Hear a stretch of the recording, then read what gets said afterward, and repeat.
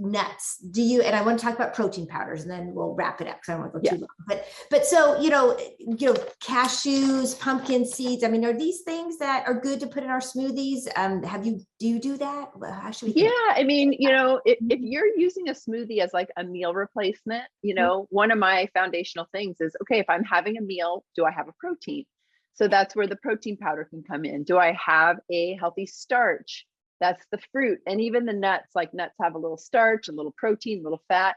And then what's my leafy greens, my non-starchy carbs, there's my greens. And then what's my healthy fats? So the nuts can give you, a nice combo of a little protein, a little fat, and it also makes it taste really good. It sort of has that neutralizing effect.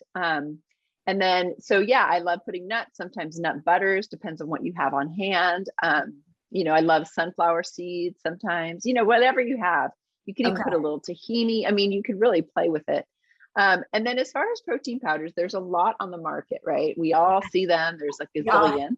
Right. Sometimes I recommend people, like, even if you go into the store, you could, they have the trial samples, the little bags, like try them like that too. But I have to say there are very few protein powders that are not sweetened. I am very kind of against the sweetened, not against, I just don't like it. It's like, I'm already making a smoothie. I'm taking control of how sweet I want it. And then I'm gonna put this protein powder and it's gonna like knock my socks off. That really bugs me. So there's some that I'm just like, sorry, it looks like you've got great stuff in it, but what's up with all this like stevia or erythritol or monk fruit or who knows what is in there? I really like, I get on my soapbox about that. So I think it's important to find ones that are not as sweet. There's plant-based proteins, there's like pea and hemp, and there's also whey, and then there's collagen, and they all have their value. Like we can probably argue one's better than the other, but here's what I'll say about them is that like protein powders are proteins. So, sometimes more animal proteins are more bioavailable to us as humans because it's like they're similar, like we're animals, they're animals, so it's more similar. And then plant proteins might not always be as complete, and we might not break them down as much, but they still have their value for certain reasons.